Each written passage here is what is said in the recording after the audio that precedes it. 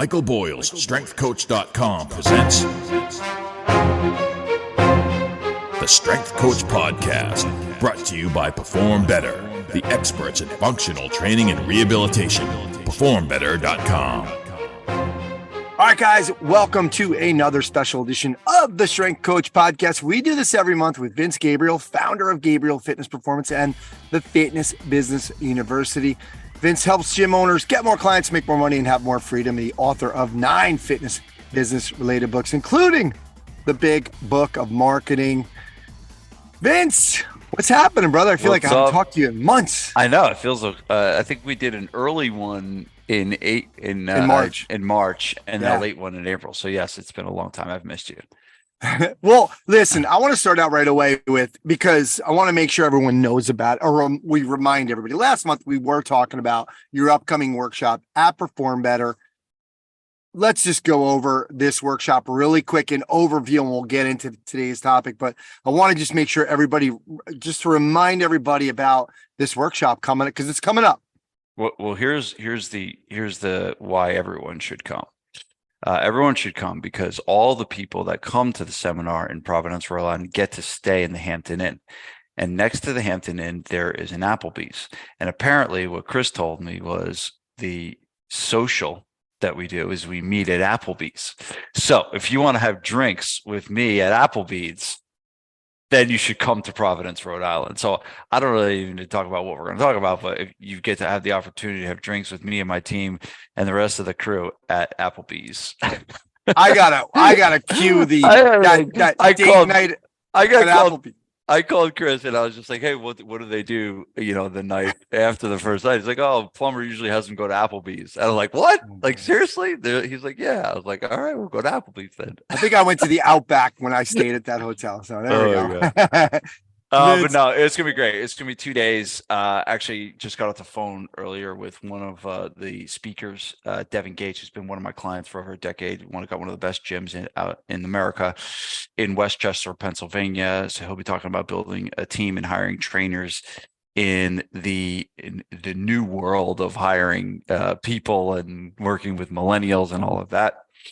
Plus, I'll be bringing my head of agency I run a marketing agency called KISS Marketing, and the guy that runs the agency is going to be coming in doing a 2-hour talk on marketing, which is going to be amazing. And then I'm bringing my sales guy as well, and then I'll fill in the gaps of all the stuff.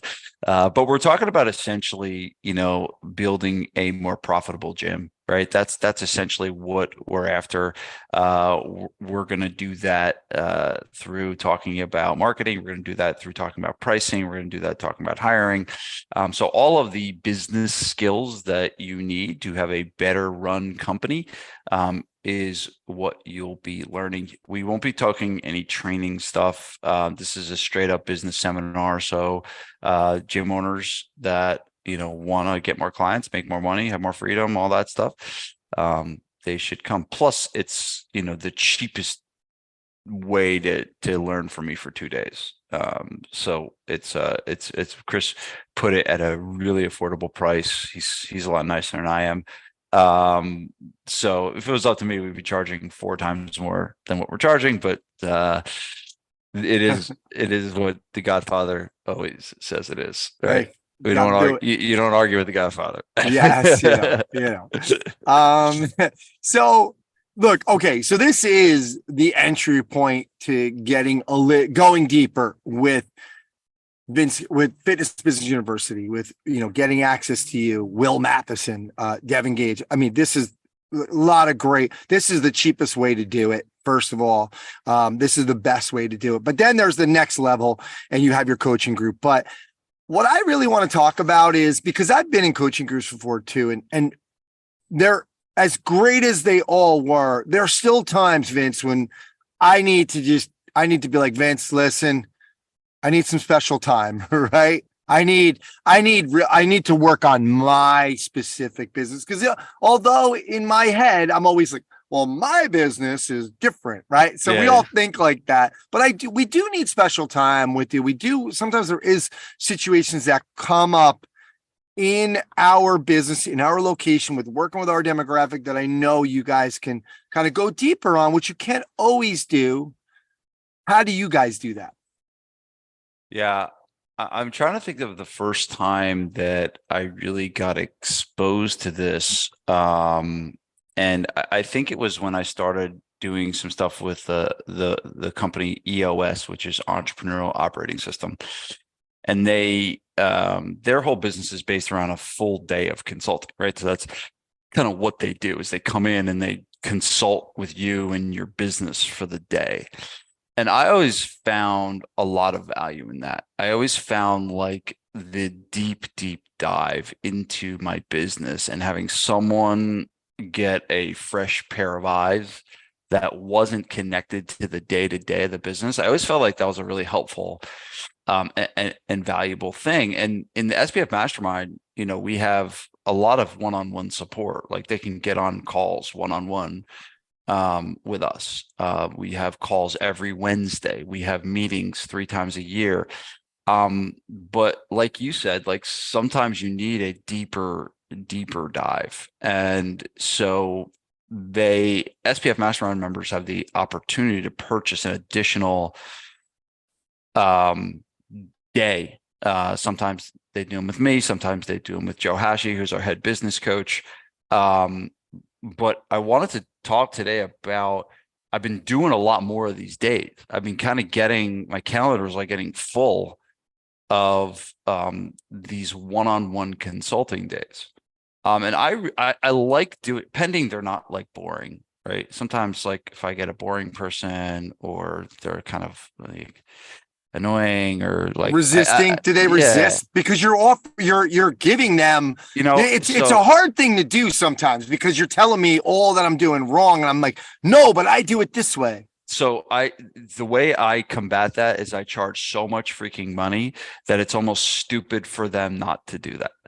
So it's like I charge so much money that it's like almost dumb that if they came and didn't do what I say, they'd be like that. Not, there are still people that do that, but anyway, so I've been having these days. I had one yesterday, actually, as we record this, and I had one the previous week.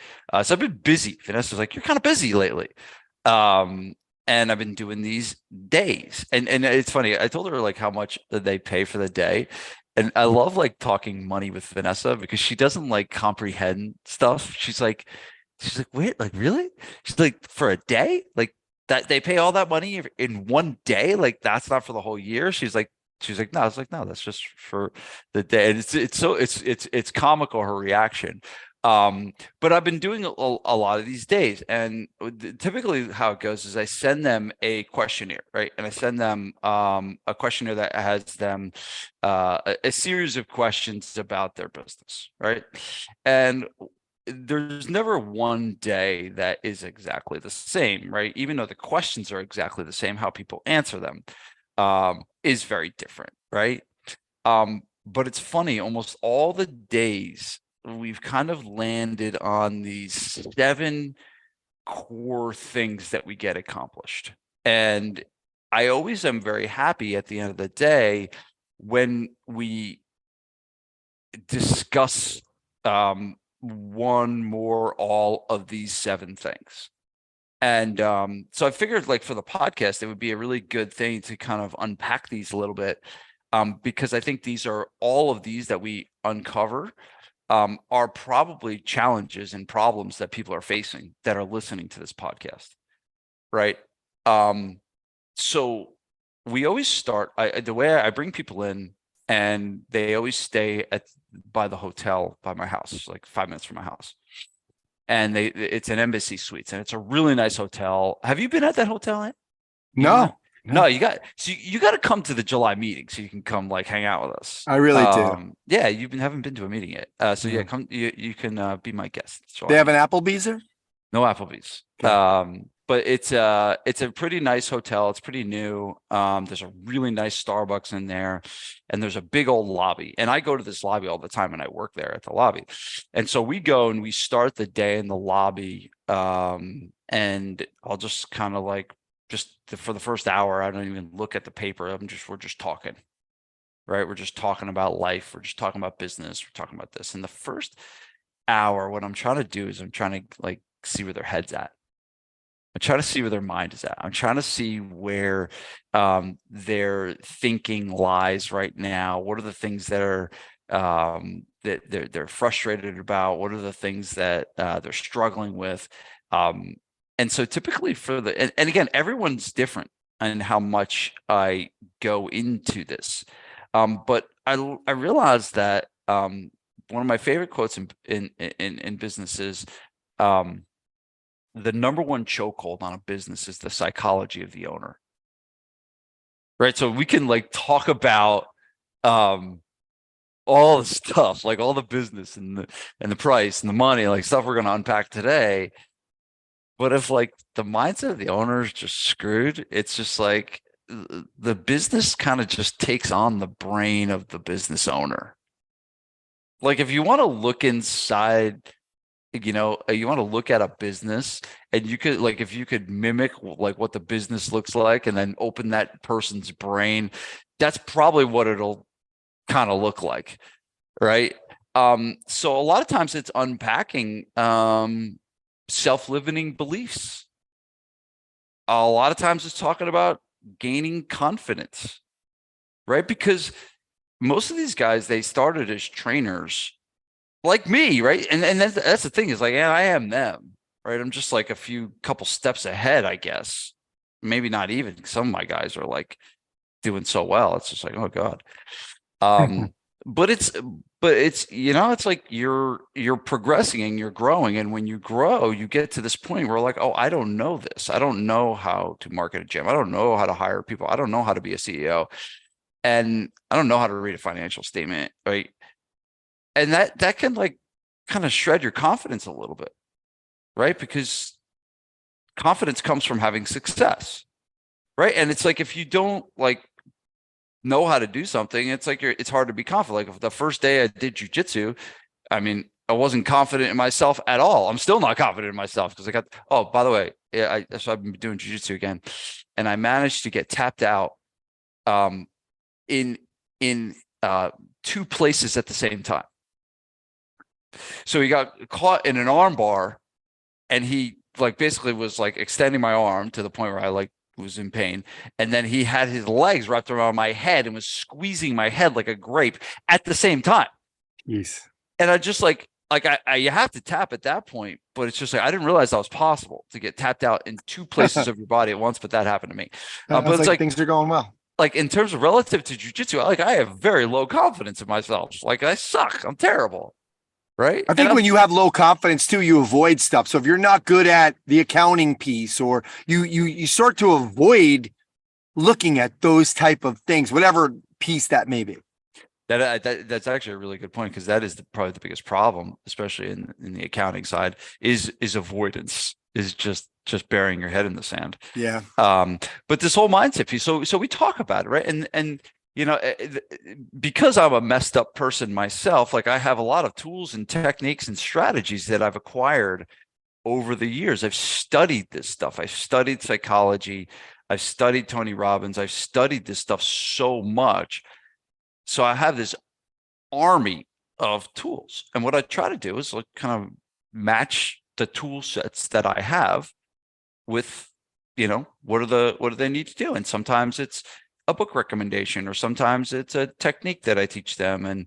But all of it is about improving their mindset, their belief in themselves, their self-confidence, their self-image, and, really taking that piece of it and knowing that, hey, and some people come in and they're good, right? They'll be honest with you. Some come in, they're very clear-headed.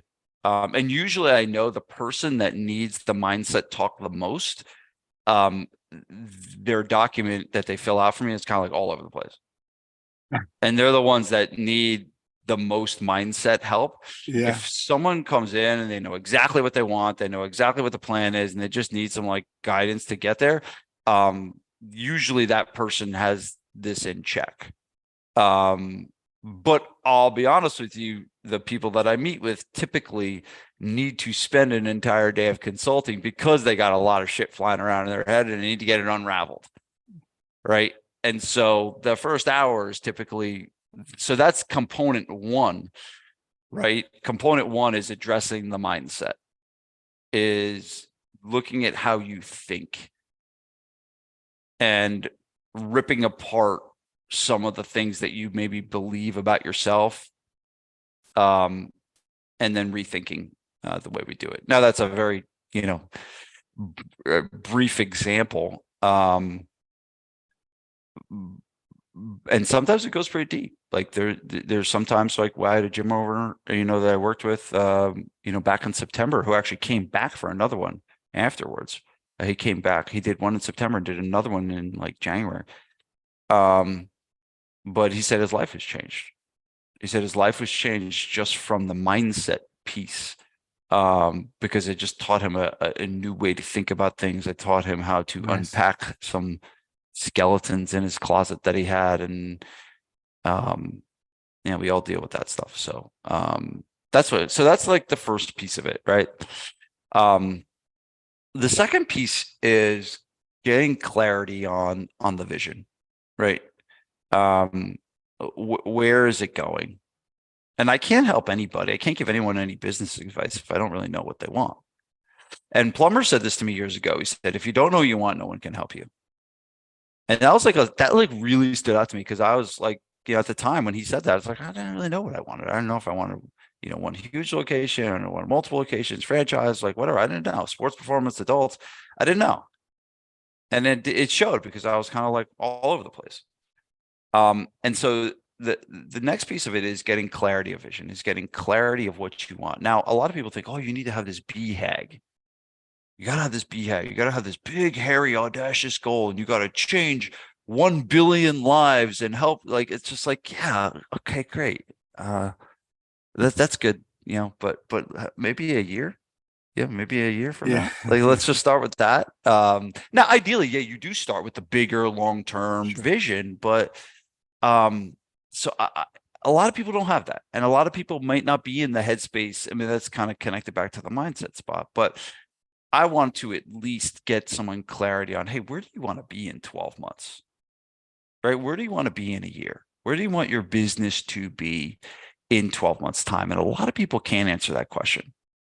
And so kind of this section of it, like, we really get granular on, hey, if we were having this conversation 1 year from today, and you're looking back on that year, what has to have happened for you to feel happy with your progress? And then we just start outlining what it looks like. How much money do they want to make? All right, you did $1 million last year. What do you want to do this year? How much profit of that million did you get? Was it 20%? Was it 30%? Well, how much of that profit do you want to do this year?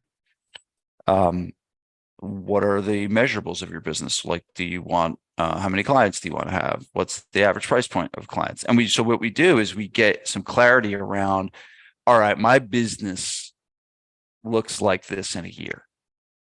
And then we can start like putting the stuff in place, to get there. Now, there's some people come in that have this grandiose 5-year vision of, 17 locations, and then we back it in from there. But other people just be like, dude, where do I need to be in 12 months time? And I want to be in a better spot than I am now. And I want to be making more money, and I don't want it to be working so hard, and I don't want to work as many sessions as I'm working. And I need some clarity around that. So we give clarity on the vision. Yeah. Vince, can I just, I just want to reiterate that I love that you start out with mindset, because I do, this will be personal to me, but the idea about the clarity on the vision, and I think that's relatively easy. Like, once you because those are questions you can find out. But for somebody like me in the past, what I noticed was I always said, oh, I got to dream bigger. I got to dream bigger. And I was totally wrong. I needed to execute bigger. I always dreamed big, but I think because I have these self-limiting beliefs and I wasn't addressing those, that I wasn't executing on the vision that I know that I wanted. So I just love that you do the mindset first, because I really do think you need to overcome those things to really make progress. And that's all you're really talking about. What you just said, hey, I just want to work a little less sessions, make some more money. Like, that's really, you're making progress. And if you're not making progress, then you're not going to be happy. Yeah. Awesome. No, well said, Ant. Well said. And I appreciate your vulnerability there and sharing that. And again, same thing with me. It's not something I haven't worked through, myself. And sometimes like that's the best thing about teaching. It's like you've been through stuff and then you live to tell. It's like the old grizzled veteran that has, been bankrupt 3 times, that's got, 50 million bucks in the bank now. He lived to tell the tale of all the challenges. Yep. So okay, cool. So the next part is usually a scary part for people. And it's always an interesting response I get from the email. It says, oh yeah, by the way, please bring your financial statements from the past quarter. And if someone like has been with me a while, like, they know that I always talk about that all progress starts with the truth, right? The Dan Sullivan quote. And that your financials are the truth teller of your business. Like that's the report card that you get. It's like there's no like I feel this or I feel that. I feel like we're doing really well. I feel like our retention's doing really good. I feel like we're starting to make more money. Like, no, you don't feel shit. You just see what the numbers actually are telling you, right? And so there's nowhere to run and hide from this. It happened or it didn't. And so this is where we get in complete touch with reality, where the vision of the component is we're dreaming, we're thinking about what we want to have happen. It hasn't happened yet, right? But the financials are what tells us what is real right now, right? Because that is our job. Our job as the business owner is to go from point A to point B.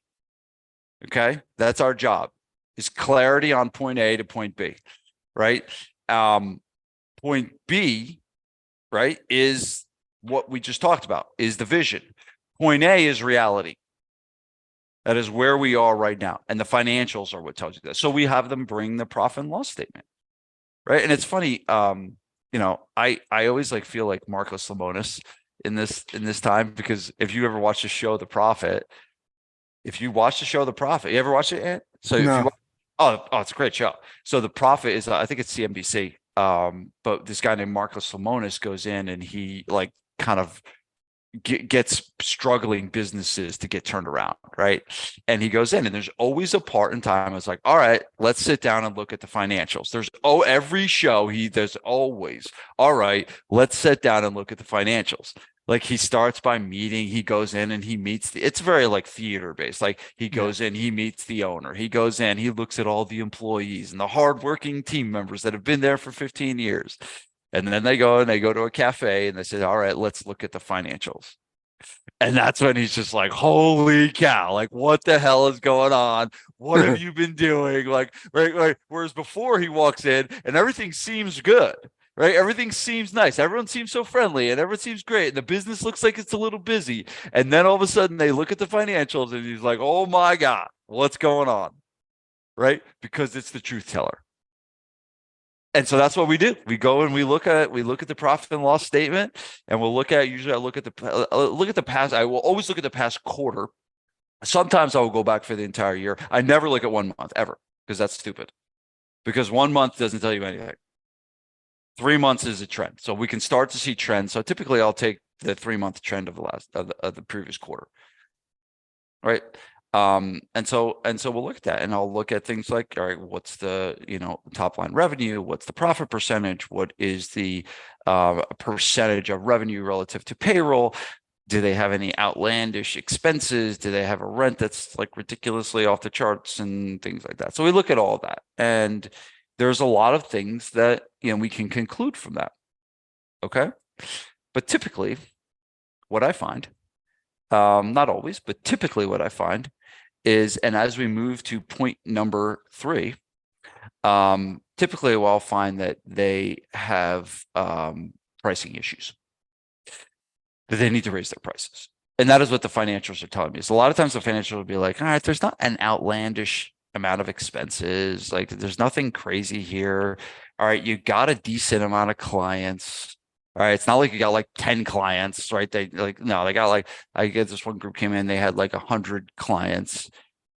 Their expenses were like, nothing crazy. Their payroll percentage was fine. They weren't drawing a ton of money, and they just weren't making a lot of money. And I'm just like, all right, we got 100 clients. Like, so they weren't charging enough money.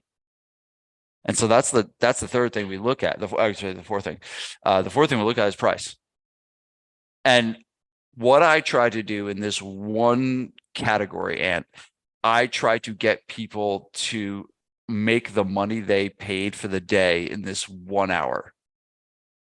Nice. That is my goal. Like, my goal is like that I can give them one thing to do that they will eclipse the amount of money they paid for the day in this one thing. And I always do it. I always do it with a price raise. Right? Because it's immediate. Yeah. Right? It's immediate. And what the thing is like a lot of times they won't do it on their own. They won't do it. They'll procrastinate about it. They allow emotions to get involved. And that is the one thing about me. When I do these days, I have zero emotion to the business, no connection at all to the business. So I don't care. I don't care about their 15-year-old client, right? I don't care that their dad gave them the money to start the business. They should fire their dad, right? Like, that's like the types of things that, like, that's how I think. But I think that is a very, very important thing, that a lot of times we run our business on emotion, and it's not a healthy way to do it. And so I come as this straight shooting, I call myself Uncle Vinny during the consulting days. Your Uncle Vinny tells you got to raise your prices. You better go raise those prices. All right. Your Uncle Vinny ain't screwing around here. You go raise those prices. You don't care with it. Right. But a lot of, and I can say that every consulting day I've done in the past year that I can remember, we've orchestrated a price increase. Every one of them. Wow. Nice. And they've executed everyone. Nice. Successfully. Proud to report, because I always get the reports back. And actually, one of my guys, he has 2 gyms in Chicago. He was like a basket case about raising his prices. And he ended up having like one person leave or something like that out of like 200 members or something. Right. And I was just like, to me, I was just like, yeah, everything's gonna be fine. And he's like, but that is a way, with these kinds of days, a way you can move the needle fast is through changing around your pricing strategy. Maybe that is a price increase on your current members. Maybe it's not. Maybe it's just a price increase moving forward. Maybe it's moving around. Yesterday, one of the guys he had 2 options, 4 and 12. I was like, well, why are you having 4 and 12? People are going to buy the 4. Take the 4 away and give them the 8. And now they'll buy 8 instead of 4. And I just said, take it away. Just don't put it on there. And he took it away. And so, like, now they can't buy 4 because it's not there. Do you have 4? Sorry, no, we're all out. Like, that's like, right? Just try. You can buy 8. You want to buy 8? How about 12? Right? And then we tweaked the pricing structure to make 12 like even more enticing. So now they're coming 3 days a week. So now a lot of people don't look at and maybe per unit, maybe you charge a little less per unit on the 12. But hey, if they come 3 times a week, they're going to be more engaged in the gym and they're going to stay longer. So we talk price. Okay. The fifth thing, I keep my numbers messed up. The 5th thing we go over is, we always do this. This is very, very important. We always do what's called an organizational chart. And the organizational chart is where we put up the names on the board of who sits in the seats in the business. Right. And so there's typically a CEO, which is usually the person I'm meeting with. There's someone that's responsible for the marketing. There's someone that's responsible for the sales. There's typically like a head trainer. There's someone that owns the finance part of it, looking at the money and making sure the money, right? And we essentially put them on these boxes. And if they don't have it, what if they're by themselves? Like, they don't have. So if they're by themselves, they're in every box. Okay, cool. Okay, and that's the whole point, right? That's the whole point. And a lot of people that I do, and I'll never forget, I had this wasn't a consulting day, but it was like after a seminar, and I brought him into the office, and this dude was probably he's about my height. I'm about 6'4", right? And he's my height, but he was like yoked. I'm not yoked by any means, right? You look good though. Thanks. But this guy's yoked, and he was a fighter. Oh, right? He was a fighter. He had cauliflower, right? oh Like no. when you see Oh, the ear, first thing you you got to don't, look for in yeah, a you don't fight. mess with the ear, right? So he had the ear, right? And he was a bad dude. He was like, you could tell this dude was a bad dude. Like not a bad dude, but like, like Yeah. badass. Like, um, and he's coming to me and he's like, oh, I'm burnt out. And we put the accountability chart board and his name's in every box. I was like, well, this is why you're burnt out, because you're doing everything yourself. And if this doesn't change, um, you're just continuing to be burnt out and you're just going to drive yourself into the ground. Right. Because he was responsible for everything and he had the pressure of every responsibility for his business. And he had a team. It wasn't like he had no people on his Oh, team. wow. Right. Mhm. He had a bunch of people on his team, but they were all like minions under him. And he wasn't allowing anyone to elevate to a level of leadership and ownership in a specific position. And so I told him, and like, you could tell he was just getting angry, because I was spitting the truth. I'm like, oh man, I hope this guy doesn't like punch me. But it sometimes is a very rude awakening for gym owners to see that, hey, the reason why you're so tired and the reason why you're spinning your wheels is because you have every pressure and every responsibility in the business, and you have people on your staff that are not taking that ownership. And the reason why is your leadership ability is not at the level it needs to be to get them to move into that spot. Right. And so what this does, this allows them to see it and to say that, all right, I'm the head marketer, I'm the head trainer, I'm the head salesperson, I'm the CEO, I'm the chief bottle washer, I sweep the floor, I do everything for the business. And as long as this is like this, I'm going to be really, really tired. And so the accountability chart allows them to visually see, one, what are the right positions for the business. So it's almost like, there's, think of it in basketball, like there's a power forward, there's a center, there's a guard, right? This like just shows the positions of the gym. Now, most of them is the same. Most of them are pretty similar, and most businesses are Yeah. pretty similar, right? Mhm. But this allows us, and what we do is we mix and match the pieces. So we just say, all right, who's sitting in the seat now? And then we just put the names in the seat. And then we say, all right, well, what does it need to be? And they'd be like, I got to get out of the head trainer seat. Like, I don't want to write another freaking program. Like, I don't want to see Train Heroic again in my entire life. I don't want to do it. And I was like, all right, well, do you have someone? He's like, yeah, I got this great guy. He's really, really good. He knows stuff inside and out, and he likes to lead people. He likes to run the meetings and stuff like that. It's like, well, let's talk about that guy. Right. And then maybe there's a comp structure conversation. Maybe there's a comp structure conversation that needs to happen. Right. Where that guy is, we need to make him the head trainer, and there's a title and a role for that. And then maybe there is a change to how he's getting paid and things like that. But so those are the moves that we make. So we kind of like take the pieces and that is a really, really important one. That's and that's very, very powerful, people to have clarity around putting the right people in the right seats, if you will. Vince, I got to say, again, I have to reiterate the mindset piece, because the pricing issues have a lot to do with the self-limiting beliefs as well, right? Yeah. Well, I'm not, I can't charge that.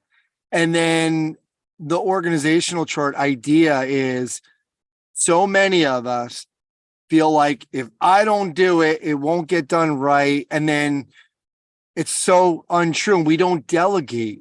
And it's not until you go away or something happens in your life.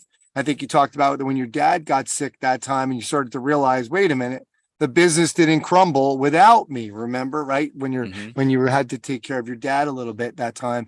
And it's so funny though. It all goes back to the mindset reason. Again, why I love that you start with that. There you go. Love it. Number 6 is time. Now, this is, so if you think about the one where I just mentioned the org chart, sometimes there's a little bit of blank stares. This is the one where I get the most. And a lot of people come in wanting this because they feel unproductive. Time management. Time management. Yeah. Like how they spend their time, like how they spend their time at work. And this is one a lot of people want to work on because they know that they're not doing it well. And then so here's what I'll do. I will start putting the categories on the board of good things for them to do for their business, right? So they can spend time doing marketing. They can spend time doing sales, like sitting down knee to knee with a new client. They can spend time training clients. They could spend time, doing operational stuff, scheduling and billing and stuff like that. So I just put all the different categories on the board. And then I'll ask them one at a time. I'll be like, all right, how many hours on average are you spending doing this? And then we fill it out. And then right next to it, I'll draw a big circle and I'll create a pie graph. And I'll pie it out. And in a pie graph, they'll be able to see it. It's funny, I'm looking at the board now. They'll be able to see in a pie graph form of how much time they're spending. And typically, people have problems with, they want to make more money. Well, what are the things that drive more money? Sales and marketing will drive more money. And almost all of them spend a minimal amount of time in sales and marketing. Almost all of them. Even people that are kind of somewhat seasoned, they'll be like, I don't like how much time, 1 hour a week or something like that. And I'm just like, well, that's why. And so what they'll start to see that, all right, sometimes it comes back to just literally spending more time on it. Right? Like, hey, there's no strategy here. Just sit in your office and say you're doing marketing and like hopefully something happens. Like, right? It's like, but they got to look at and the goal of this is to shift their time to spend on the highest value activities for the business. That is what we're trying to do here. And I had a guy yesterday, he was spending over 40 hours a week doing the least valuable work in his company. And he was the CEO, right? And I was just like, you're the CEO, but you're doing the lowest value work that someone else should be doing. And he was spending a lot of time doing it. It wasn't like he was spending 5 hours a week. This was like 30 to 40 hours a week. Wow. Of $10 to $12 an hour work. And I'm just like, dude, this is the wrong way to be spending your time. And so that is like how you start, turbocharging your business, when you start to match the time that you're spending on the things that are high. And what you do is you'll find yourself having to work less. You'll work less hours because the hours that you do work are worth a lot more. And then you have more time and you have more money to spend onto people to do all the other things. Also, because you just raised your prices about an hour and a half ago. So exactly. There you go. Right. So that's kind of what we do on the time audit is really powerful. The time audit is really powerful. And what we do is we just make some shifts around. It's like, on average, you're training this many sessions, you're doing this. Okay, we're going to now put a plan in place to spend less time doing this, more time doing this. And then there's usually a strategic, plan that we put in place to make that happen. So that's the time. And the last thing we do is I help them hatch evil marketing schemes. So this is where we take like the marketing side of the business and we look at what they're doing now and we come up with brainstorm with different ideas to help them take their marketing to the next level. So those are kind of the 7 components that we do in a day with me. But I don't know. I hope that was valuable. But I think people what to take from this is, hey, look at, these are the important areas of your business. Like, these are really, really important things to look at and to maybe spend some time thinking about.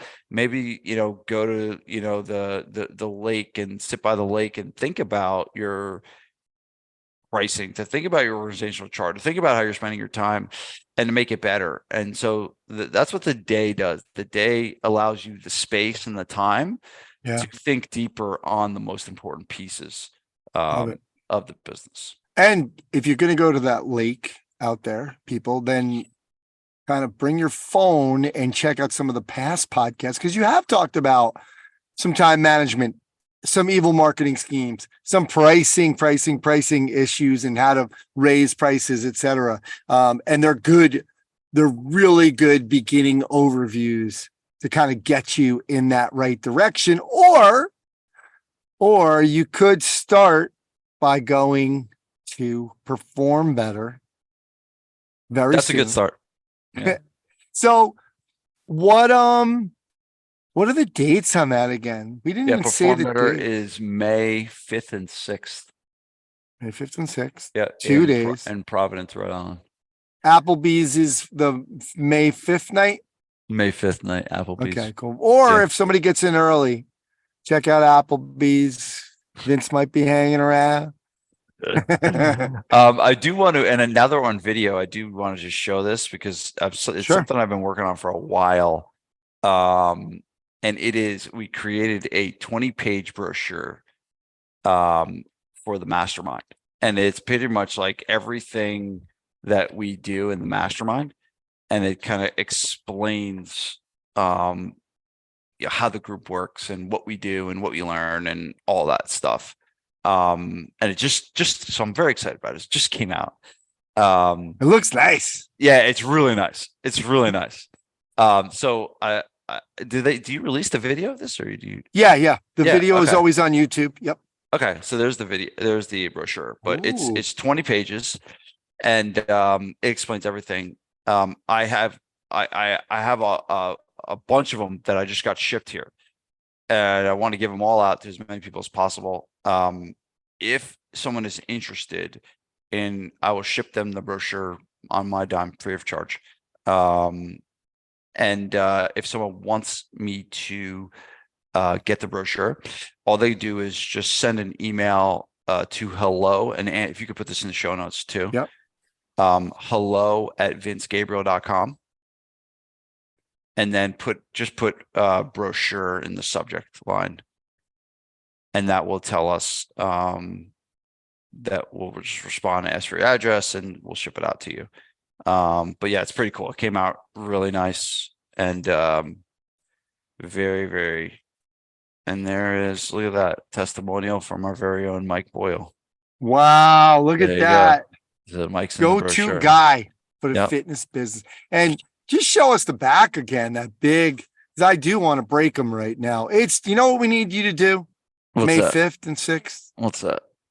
Wear a Hire- different shirt? No, hire a photographer. Let's get you some don't new like- pictures. Let's get some good pictures in Yeah. there, man. I all right? did, I mean, honestly, I need some new pictures of you when I promote thing. this thing. I got one lucky day where I took some good pictures and I looked good, and then the rest of it has just been a shit show from there. So that's all I got. That's all. Come on, man. You haven't been drinking. You hard 75 like twice in the last year. Let's go, man. You're looking jacked. Thank you. No cauliflower ear. This is No awesome. comment, no comment. No, it's funny though. I have a buddy that I do jujitsu with, and he's been doing it for like a year and a half, and he's got like cauliflower. And Vanessa like freaks out. She's like, "You better not get that stupid thing on your ear." She's like, Do you wear the things? No, I Oh, don't. you come on. No, I don't. No. Oh boy. Well, I'm you get choked out so fast anyway. It doesn't matter. Exactly. That's true. I don't need it. Vince, thanks for doing this, bud, and good luck with the seminar. And we'll talk to you next time. Thanks, brother. Appreciate it.